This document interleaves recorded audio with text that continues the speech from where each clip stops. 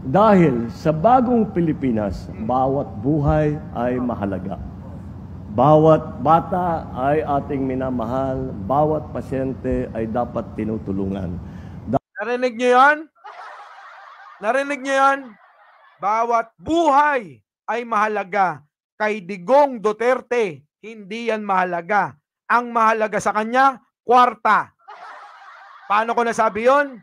Pinagpapatay ang maliliit nating mga kababayan na nalulung sa droga. Pero yung mga nagbebenta, nagpapasok, gumagawa ng mga droga, pinalayas niya. Pag nabuo na, papasibatin na. May namatay ba na drug lord, nakilalang drug lord sa Pilipinas nung panahon ni Digong? Wala. Bakit?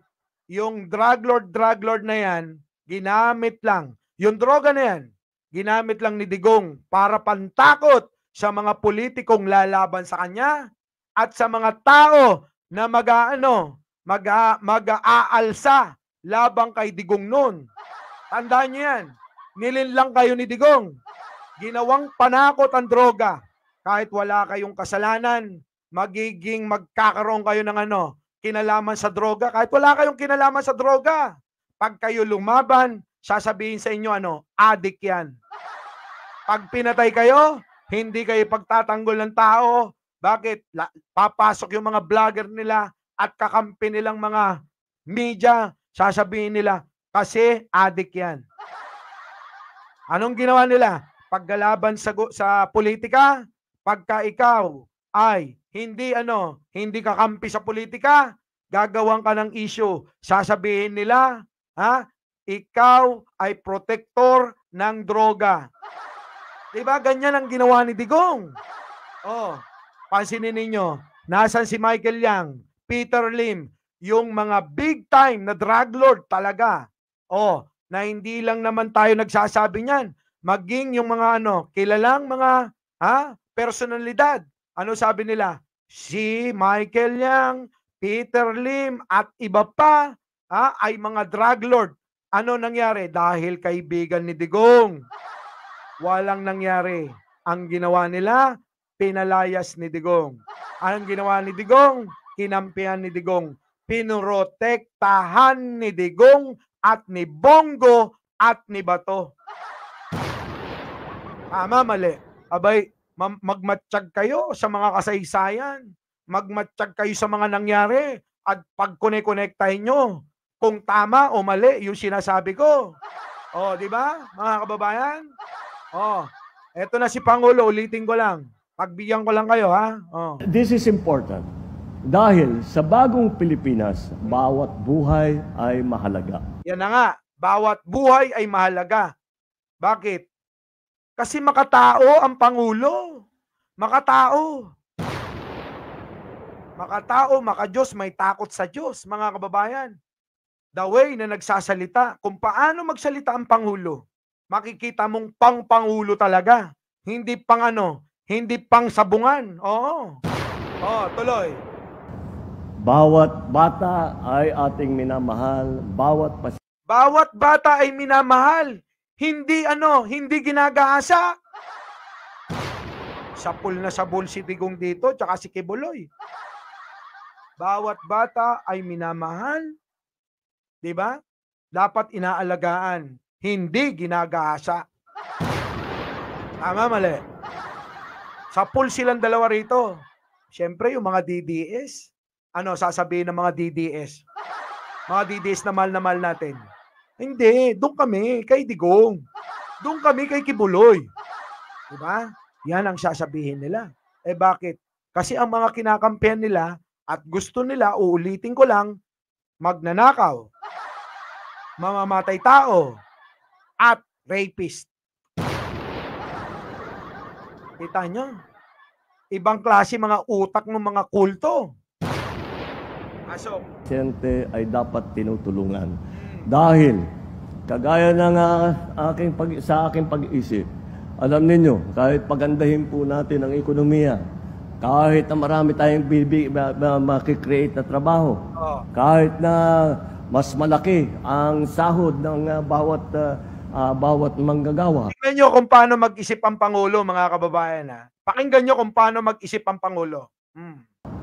Ay yan po ay hindi po mararamdaman kung ang tao ay may sakit at wala silang mapuntahan upang magpagaling. Napakahalaga ng ating healthcare system at yan po ay... Alam nyo, sa totoo lang Lowy, sa mga hindi nakakaalam, sa mga taga-Pilipinas, meron po akong kilala, kaibigan na ospital na operahan. Abay ko, konti na lang yung binayaran. At sa private hospital pa. Tinulungan ng tinulungan ng PCSO, tinulungan ng DSWD, mga kababayan. Ibang klase. Bakit? Kasi mahirap. Walang SS, walang PhilHealth. Diba, mga kababayan? Merong ganong tao. Alam nyo, tinulungan ng gobyerno. Kita nyo? O kaya alam nyo, masasabi ko talaga, ibang-iba ang gobyerno ngayon. Lowy, thank you naman. Pasok. Hindi po maaring maging masaya o kung ikaw ay may sakit. Kung hindi mo alam kung ano yung karamdaman mo, kung paano mo gagamutin. Nakita nyo, mga kababayan, kahit na anong laki ng kita nyo, ang gustong ipaliwanag ni Pangulo, kahit gaano kalaki ang kinikita natin, kung tayo naman ay magkakasakit, baliwala yun. So mahalaga ang alin? Kalusugan. Mahalaga kay Pangulo ang alin? Kalusugan. Ang buhay ng bawat Pilipino ay napakahalaga kay Pangulong Bongbong Marcos natin. Diba? Sige, tuloy. Kaya't yan po ay isa sa pinakamahalagang bagay sa ating ginagawa sa pamahalaan ngayon na makatulong sa healthcare system na lahat ng mga mahihirap na leksyon na natutunan natin ng pandemya ay gagamitin natin para tayo ay maghanda. Kung meron sakali mang susunod na ganyan, ay kahit na hindi lang para sa mga krisis, kundi sa pang-araw-araw ng pag-aalaga ng kalusugan. Kita nyo, eto lang mga kababayan, ganyan talaga mag-isip si Pangulong Bongbong Marcos. Noon pa man nakita ko na yan, hindi pa tumatakbo. Alam nyo kung anong ginagawa niya? Hindi parehas kami neto Kaya idol ko to puta. Parehas na parehas kami. Hindi pa nangyayari, mga kababayan. Pinaghahandaan na. Ganyan. Alam nyo, yung kanyang pag-iisip, yung bang, wag mo nang hintayin na mangyari. Ngayon pa lang, paghandaan na natin. Bakit? Kahit pa sabihin na natin na na hindi mangyayari o mangyayari, paghandaan na. Grabe talaga. Kasi, sabi nga niya, nangyari yung pandemya. Sino ba mag-aakalang mangyayari yon? Diba? Sino ba ang nag-aakalang mangyayari yung COVID? Sino magsasabing mangyayari yung? Wala. Diba? Conrado Ramos, Yan Angeles Tuloy. Ang ating mamamayan. Kita nyo, mga kababayan. Eto naman. Tignan nyo naman ito kung paano to bumanat.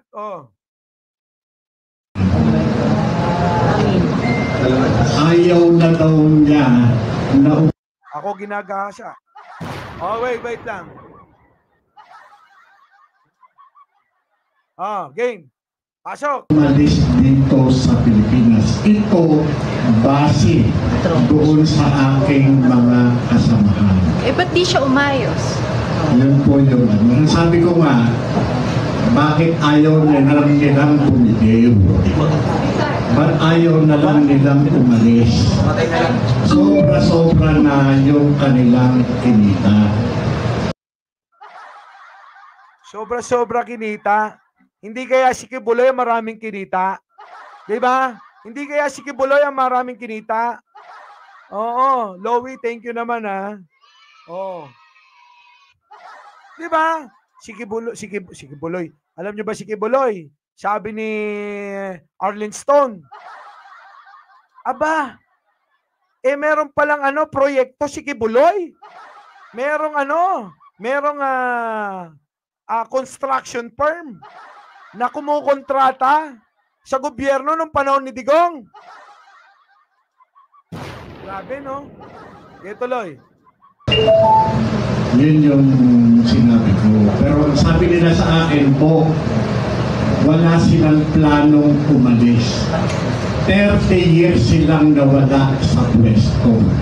Kaya ang ginagawa nila, gumagawa silang ng paraan sa pamagitan ng People's Initiative para patuloy na manatili sa pwesto. Ang naniniwala dyan, Jemmy Boy, yung mga DDS lang.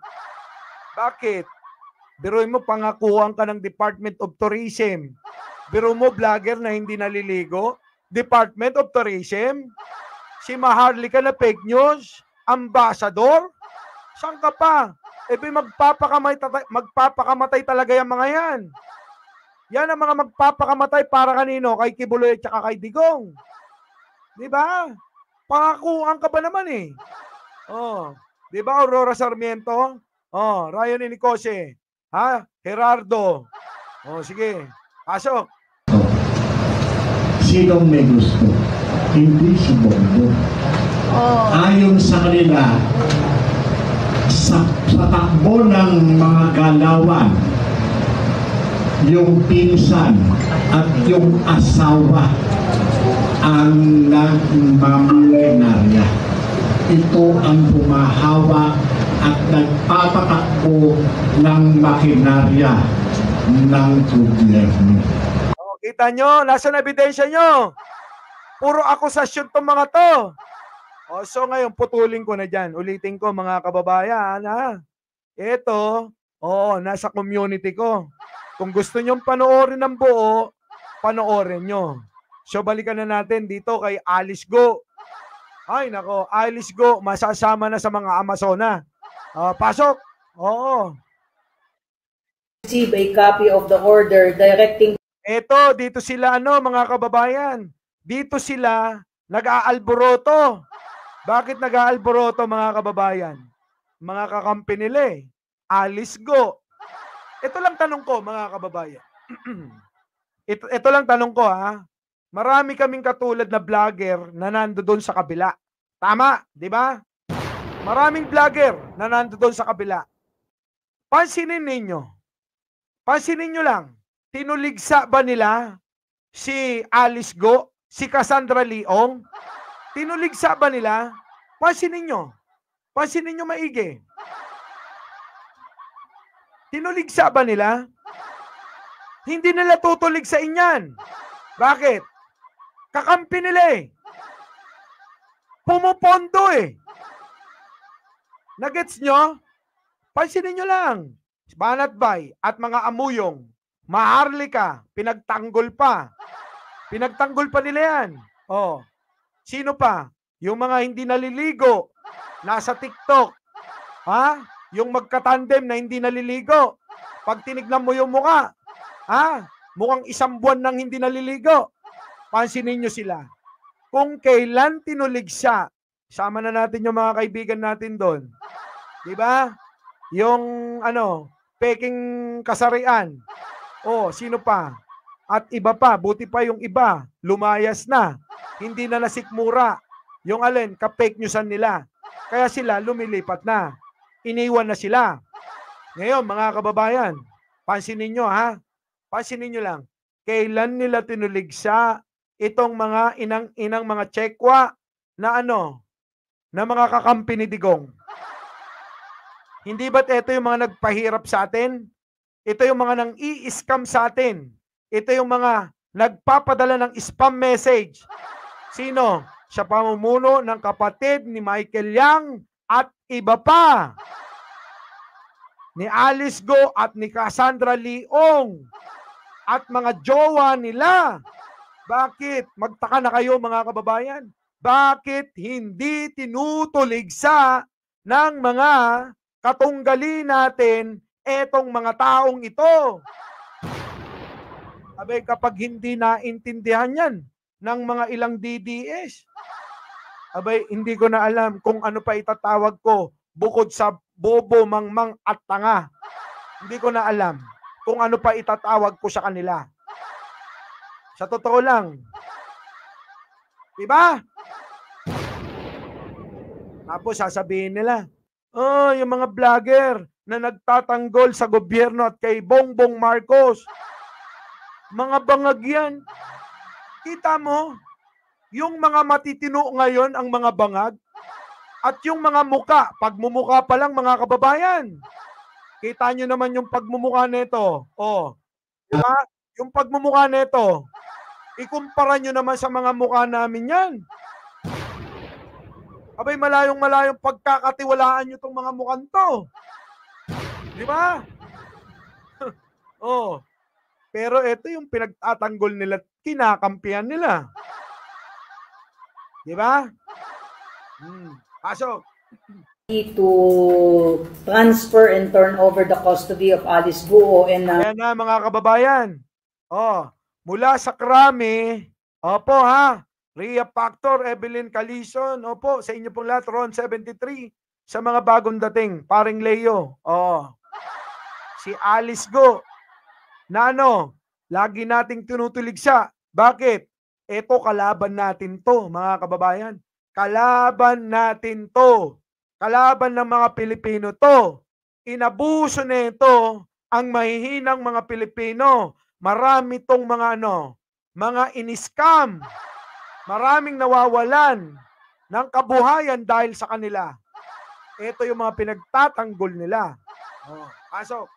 14 others. Naglabas po kasi ng arrest warrant po itong Pasig City at hindi lamang po si Alice Guo yung nandoon po.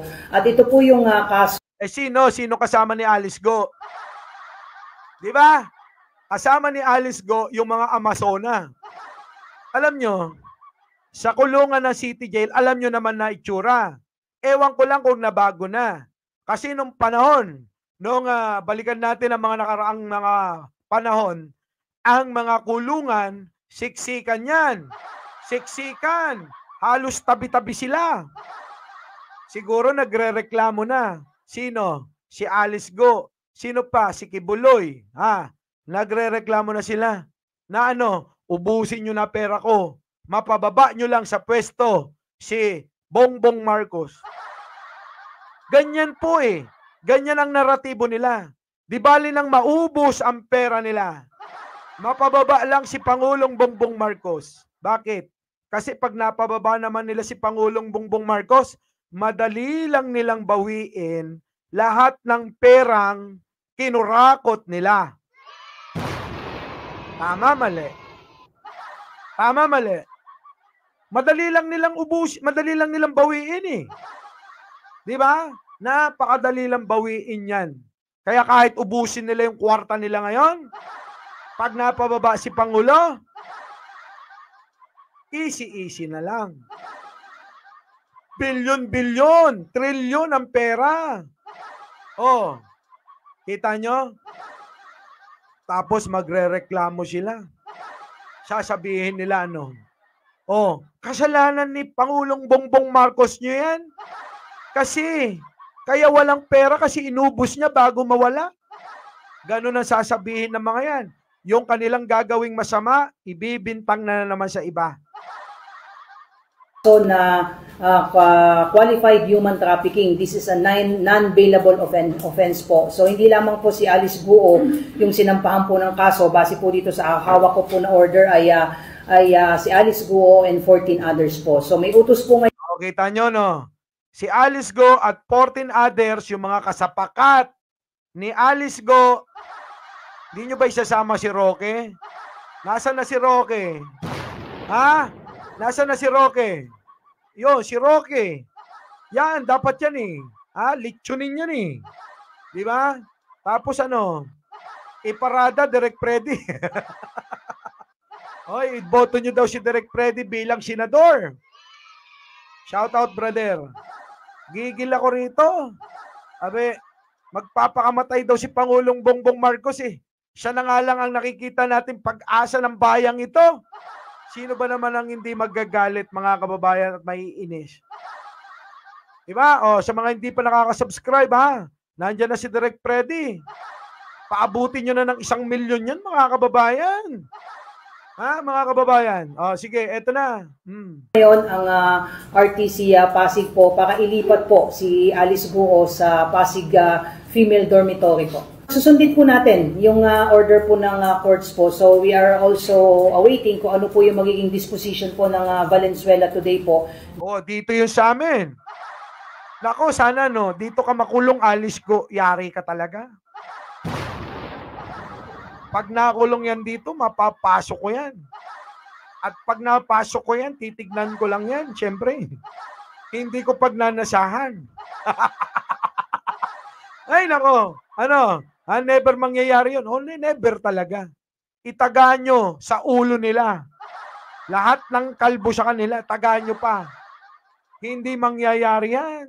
Oh, sige, tuloy. During their arraignment and pre-trial, kung maglalabas din ba ng commitment order with respect doon po sa kasong isinampa sa kanya sa Valenzuela. But since ito po ay may order na po ang Pasig RTC, ay we will honor this court order po. So as soon as so ayan na nga, maliwanag na mga kababayan, si Alice Guo na nabuhay ng karangyaan, si Alice Guo na natutulog, at nakahiga sa limpak-limpak na salapi. Ngayon, mga kababayan, kahit Pepe, wala, wala. Hihiga yan sa sa higaan, kasama ng mga preso at Amazona. Jingkohi, Lakay Tiamyanan, Felicita Sasi, sa inyo pong lahat, Jocelyn, Yoli Castro, kasama na ni Alice. Alam nyo mga kababayan, ito ang kagandahan at nakikita ng mga ibang mga dating mga ayaw kay Pangulo. Sino ba mga may ayaw kay Pangulo? Mga dilawan, kakamping, Abay ngayon nakikita nila Talagang patas yung pagpapairal ng batas at proseso. Yung proseso mga kababayan talagang dinadaanan. Hindi tulad ni Digong noon. Shortcut. Pag ayaw ka niya, patay ka. Kaya malalakas ang loob netong mga kalbo. Bakit? Kasi alam nila si Pangulo makatao. Si Pangulo ang gusto buhay ng tao ay dapat manatili sa mundo. Pero si Digong never yan. Basta kalabang ka niyan, tumuligsa ka diyan, wala ka, buburahin ka sa mundo. Tama, mali? Tama? Thank you naman sa mga nag-like, Juliet, saktong-sakto. Match na match yung like natin, Sana naman, Ay, nako. So ngayon, masasabi nyo rito, mga kababayan? Ang Pangulo, ulitin ko lang, habang binibira nila, habang sinisiraan nila, habang winawalang yan nila itong mga walang yang to, tuloy-tuloy ang pagtatrabaho. Araw-araw nagseserbisyo sa mga tao, sa sambayan ng Pilipino. Araw-araw, mga kababayan. Hindi na nahiya tong mga ito Hindi na sila nahiya. Tuloy natin to. Tignan nyo to kaninang, kahapon ito. Napalabas ko na ito. Matapos kahapon, palabas ko lang ulit Ambulansya at halos 3,000 ektaryang lupaing pangsakahan ang pinamahagi ni Pangulong Bongbong Marcos sa Iloilo ngayong araw. Nasa frontline ng balitang yan si Kari Cator. Ito yung tinarabaho ni Pangulo. Namigay ng ektarya, libu-libong ektarya ng lupa. At mga ambulansya. Kasama si General Manager Mel Robles. At hindi lang yun. Pati yung mga utang inabsuelto. Ni Pangulo. Ayaw nyo? Buang talaga tong mga ito. Ayaw nila ng ganyan. Halos 2,000 magsasaka ang nabigyan ng titulo at Certificate of Land Ownership Award o CLOA sa Panay Island. Pinangunahan ni Pangulong Bongbong Marcos at Agrarian Reform Secretary Conrado Estrella III ang awarding ng halos 2,700 na ektaryang lupain. Kita nyo, 2,000 halos kulang-kulang 3,000 ektarya pinamigay. Ayaw nyo, Lucky Queen? Lorna Martinez, ayaw nyo, Tarantaro? Ha? 80 kids? Ayaw nyo? Naimbag nga bigat aldaw malem ken rabi kada kayo amin apo nga padami nga Ilocano ha? Ayaw nila. Oh. Sa mga benepisyaryo sa Aklan, Antique, Capiz at Iloilo. Laking ginhawa raw ito para sa 75 anyos na magsasakang si Mang Dioscoro na higit 2 dekadang naghintay bago nagkaroon ng sariling titulo. Kita nyo? Sino nakagawa niyan? Si Pangulong Bongbong Marcos. Tapos gusto nyo tanggalin? Siya Malacanang? Para ano? Para iligtas si Digong at saka sino? Si Kibuloy? Saan kaya utak nila, no? Kasi ulitin ko lang mga kababayan, ha? Hindi ko na alam kung ano itatawag ko sa kanila. Snuknukan ng tanga, bobot, mangmang. Bukod doon, ano pa? Balik-balik kami sa DAR para mabigyan kami ng ganitong karapatan. Kasi kang 2000 pa binigay sa amin yung clue eh. Masaya kami dahil nasa amin na yung namin eh. Oh, di ba si Philippine Christian Rapanan? Oh. Ipakita mo si Nanay. Oh. Oo nga, bigay ko kay na. Sige, tuloy. Yung titulo. Bukod sa karapatan sa sariling lupain, hindi na rin daw kailangang magbayad ng utang o buwis ng mga magsasaka. Oh, kita nyo? Diba? Ang kakapal ng mga mukha nyo. Pabababain nyo itong ganitong klaseng presidente.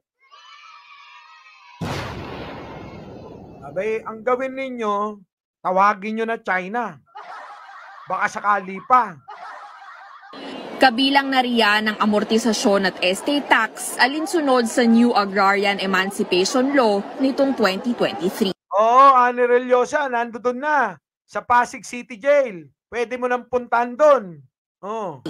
Ang mas mahalaga nito ay ang pagbabago sa buhay ng halos 2,000 magsasakang nagtatanim ng pag-asa sa lupa na ngayon ay pag-aari na ninyo. Yung Ano, pag-aari na ninyo.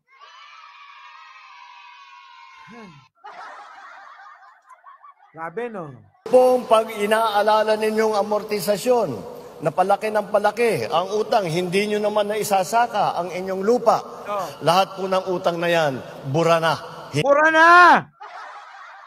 Bura na! Oh. Hindi nyo niya kailangan alalahanin. Pinangunahan din ni PBBM ang pamimigay ng 51 patient transport vehicles sa lungsod ng Pasig sa Iloilo. Nakatanggap ng tigi-isang ambulansya ang ilang lungsod at bayan sa Aklan, Antique, Guimaras, Iloilo at Negros Occidental. Kita nyo? Diba? Oh. Higit 400 ambulansya na raw ang naipamahagi ng gobyerno sa local governments sa labas ng Metro Manila simula Hunyo 2022. These vehicles will ensure that help will arrive without delay. Well, Kita nyo mga kababayan, ano? Ibang klase. Hindi ko lubos maisip itong mga inang mga DDS kung saan pa sila humuhugot para pababain sa pwesto si Pangulong Bongbong Marcos. Oh, yan yung ginawa mga kababayan ha. Oh, eto naman kanina. Oh. Mobile clinics sa Wedge and Maring Patpi, Mindanao. Mismong si kasalukuyan ngayong isinasakay sa malaking pribadong shipping ship itong 28 mobile clinics patungo sa bahagi ng Mindanao. Mismong si Pangulong Ferdinand Marcos Jr. ang nanguna nga sa turnover ceremony ng bagong Pilipinas Mobile Clinics ngayong umaga dito sa Manila North Harbor Point sa Tondo, Maynila. Kita nyo? Kaya nga mahal na mahal yan eh. Mahal na mahal ng mga tao yan na malalawak ang pangunawa. Hindi tulad nila. Oh, pagbigyan natin si Gerardo. Nasaan na yun? Oh, pasok nanay. Adik si Bongbong, ba't hindi mo napakulong? Kaya mo ipakulong yung mahirap. Bakit yung malalaking drug lord, hindi mo mapakulong? Kasi kasabot yan, magbenta na siya mo! Oh, kita nyo? Maliliwanag. Yan ang mga maliliwanag ang utak. Kahit senior na, 80 na. Oh, maliwanag pa utak, buti pa si nanay. Di ba? Buti pa talaga si nanay. Oh, pasok. Duterte, kung adik si Bongbong, ba't hindi mo napakulong? Kaya mo ipakulong yung mahihirap? Bakit yung malalaking drug lord, hindi mo mapakulong? Kasi kasabot yan, magbenta na siya mo! Alimundar ka, Duterte! Sira ulo mo! Ay, nako. So, mga kababayan, ano? Dito nyo talaga makikita. O, eto mga kababayan. Ay, nako, buti pa si nanay eh. Dito natin makikita na ano, mga kababayan.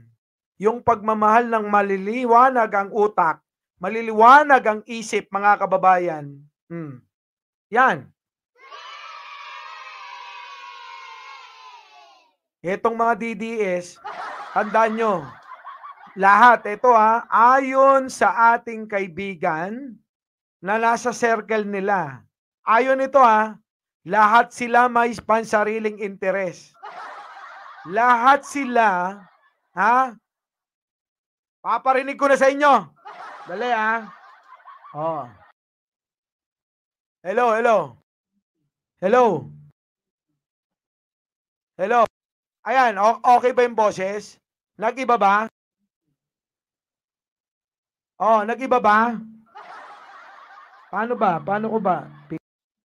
Hello, hello. Yan. Paparinig ko sa inyo, Ito na. Para hindi nyo lang Dali lang. To. Wait lang, Paparinig ko sa inyo. Paparinig ko sa inyo. Dali lang. Pakinggan nyo maigi. Nasaan ka na?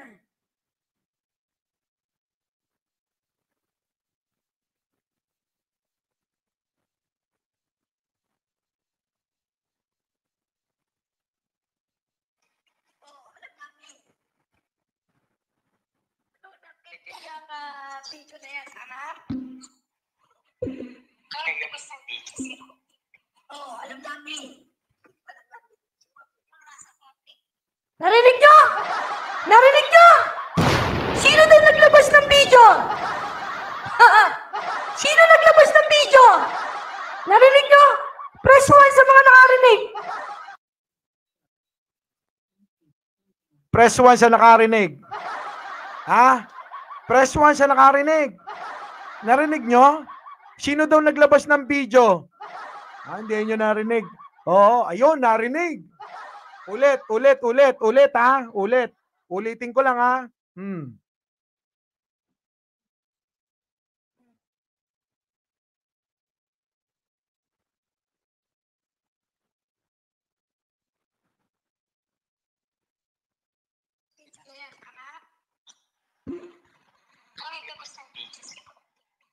Alam namin.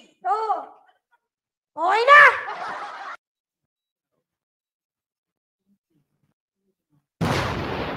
Alam nyo na. Alam nyo na, di ba? Sino? Yan ang sinasabi ko sa inyo. Direct Freddy.